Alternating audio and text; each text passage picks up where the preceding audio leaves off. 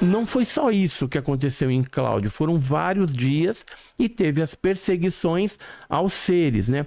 E assim, só fazendo uma observação, que eu, enquanto morador, eu, enquanto claudiense, eu lembro da história, eu tava no ensino médio, estudava com o filho do Cabo Rabelo, e a gente ouvia várias histórias, assim, sobre o que tinha acontecido. Falavam que a nave tinha parado sobre um dos policiais e tinha aberto a porta, que teve policial que ficou traumatizado, as viaturas tinham problemas elétricos, e... Militar que chorou, que teve Sim. problema fisiológico. E naquele mês, em especial, em novembro, foi um mês em que a gente teve muito vento, e nessas 2 noites que o relatório descreve, aconteceu esses episódios de ter queda de luz. E aí, fui saber disso só quando eu fui ler o relatório, porque o que eu ouvi era o boato, acabou a luz lá no bairro Bela Vista, e teve uma ventania e foi ET. Mas assim, o detalhe disso tudo eu não sabia. Sabia porque os moradores da cidade avistaram essa coisa gigante passando baixo sobre o bairro Bela Vista e as quadras iam apagando luz. E aí aconteceu o ápice, que foi no dia 20, né? 19 e 20 de novembro, aqui é o relatório, né? Fala, tivemos uma experiência ao lado de vários outros militares e pessoas que encontramos e entrevistamos sobre luzes que voaram sobre a cidade e também sobre pequenos seres humanoides que foram perseguidos pela viatura Mitsubishi 13533 a cerca de 20 km por hora por entre as canas plantadas. Estes humanoides vistos pareciam deslizar por entre as canas, eles flutuavam, né? Em todas as ações deste oficial, diversos militares armados acompanharam os diversos momentos do fenômeno. Em um dos momentos, estávamos em 3 viaturas.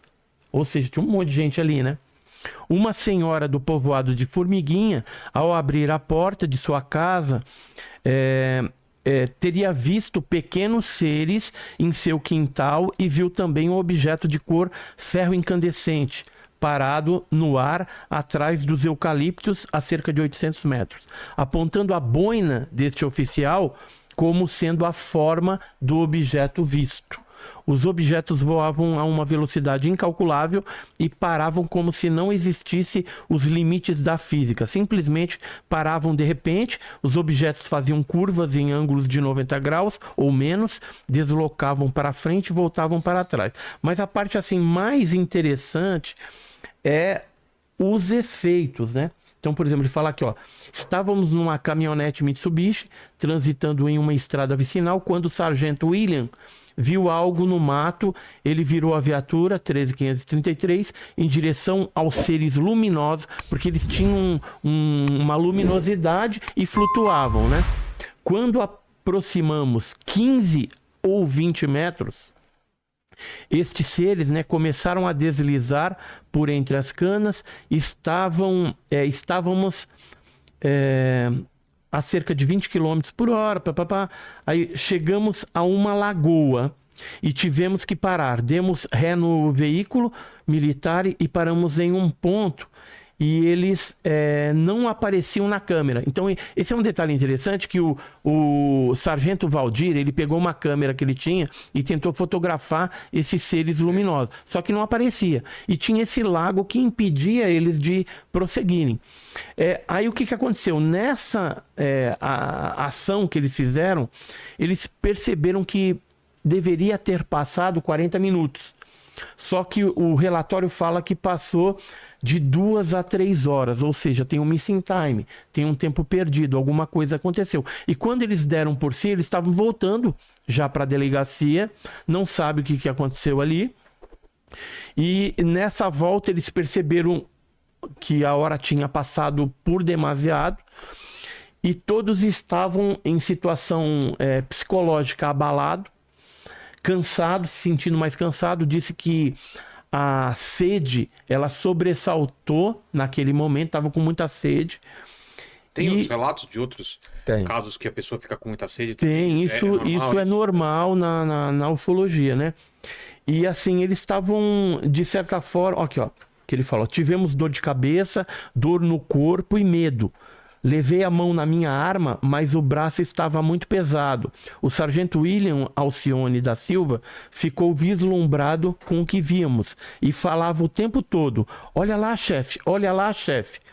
Tanto este oficial quanto os 2 sargentos, né, que era o sargento William e o sargento Valdir, vimos as mesmas coisas e percebemos as mesmas coisas daquilo que estávamos observando, né? Diz que deu problema na viatura também. Aqui, ó. A vontade de beber água destacou e o que parecia 40 minutos, na realidade foram 2 ou 3 horas. Mesmo sem querer, as coisas vinham à mente. Perturba bastante. Deslocamos na manhã. Aí isso que é legal. No dia seguinte, eles foram com a viatura para o local onde teria a suposta lagoa. Sim. Olha lá. Deslocamos na manhã de 21/11/2008 ao local onde vimos os seres e nada havia no local. O lago havia sumido. Não tinha lago. Aquilo foi uma projeção mental que os tripulantes dos OVNIs colocaram na cabeça dos militares. Qual motivo, será? Para eles não se aproximarem, provavelmente. Mas é uma conjectura que eu estou fazendo, né? Isto para a surpresa desse oficial e demais militares que viram um lago que nos impossibilitava de chegar até os seres humanoides. O que vimos era luminoso, sem olhos ou nariz, não vimos dedos separados, apenas uma forma, percebi os cotovelos, basicamente era cabeça grande e lisa, corpo fino, 2 braços e pernas sem pés. E aí, Vilela, é muito louco você imaginar que esse é um documento feito por policiais militares. Deixa eu ver aqui. Entende? Você está lendo isso daqui? É o relatório. O Edson está lendo o relatório oficial da Polícia Militar.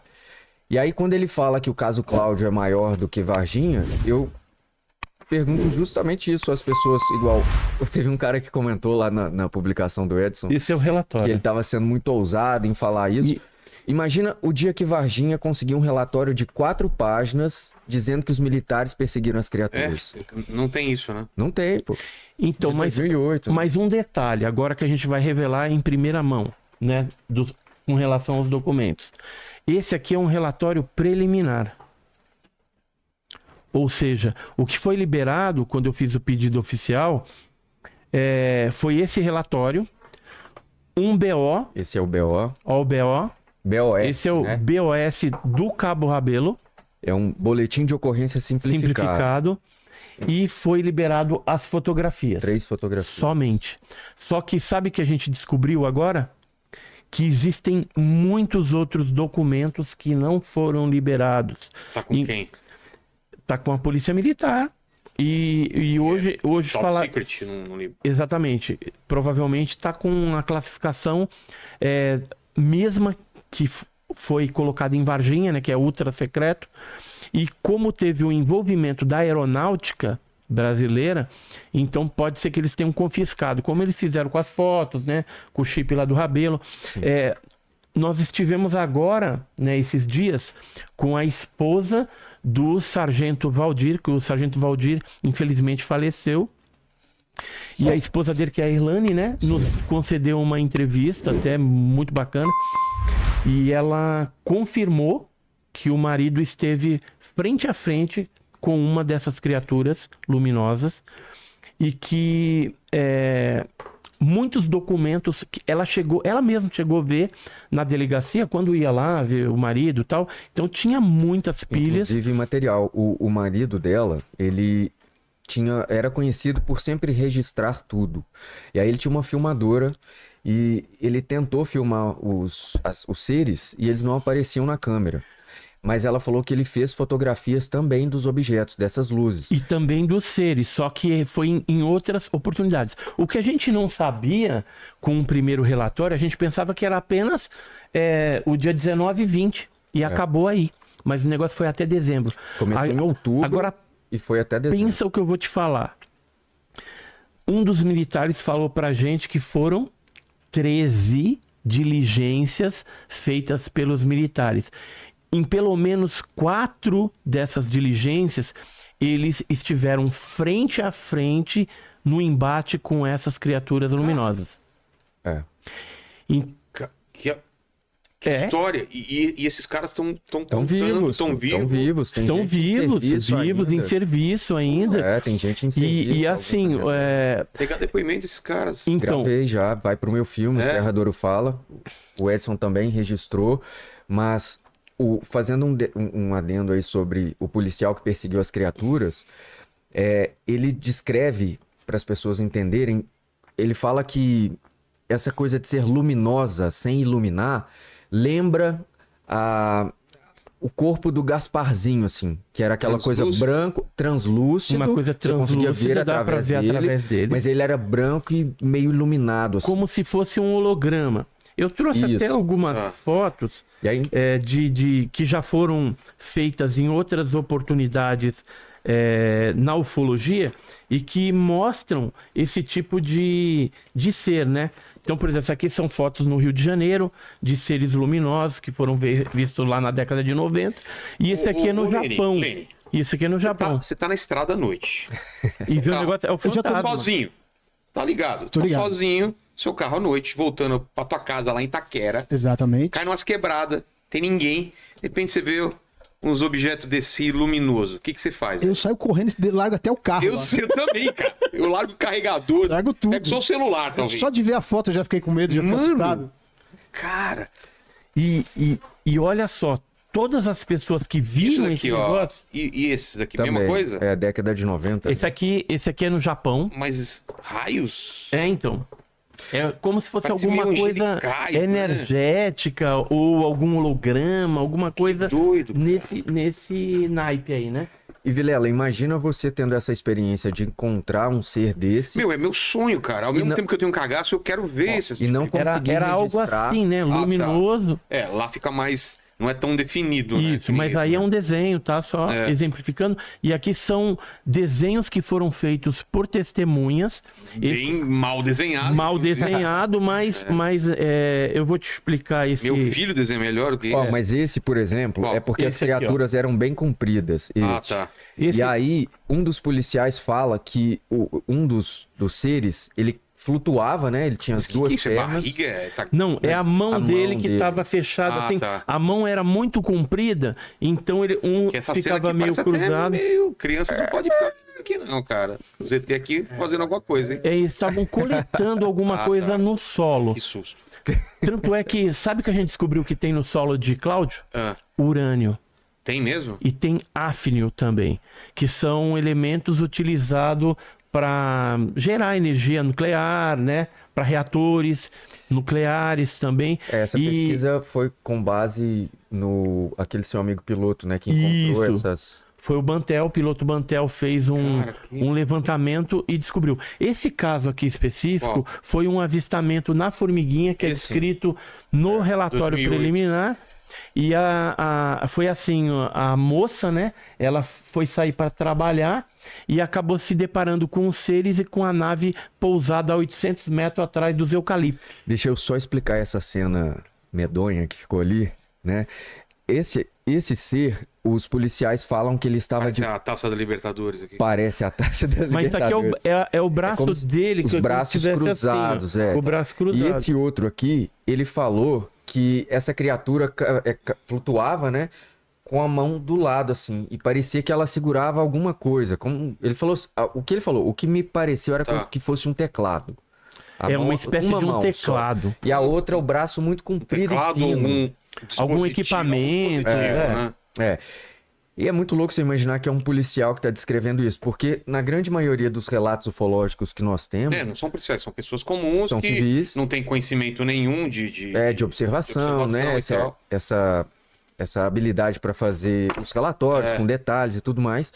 E também porque não foi um dia, como o Edson falou, não foi uma luzinha que passou no céu, foram cerca de 3 meses... dessas depois a gente descobriu que começou em outubro. A gente falou em novembro, mas a gente já tem depoimentos do Túlio, não é isso? Sim. E de mais 7 escoteiros que viram um objeto em outubro. Né? O Túlio é esse aqui, ó. Esse é o Túlio, a gente entrevistou ele agora recentemente, né? E ele contou que viram, né, todos os escoteiros, inclusive os chefes lá dos escoteiros, viram esse objeto em outubro.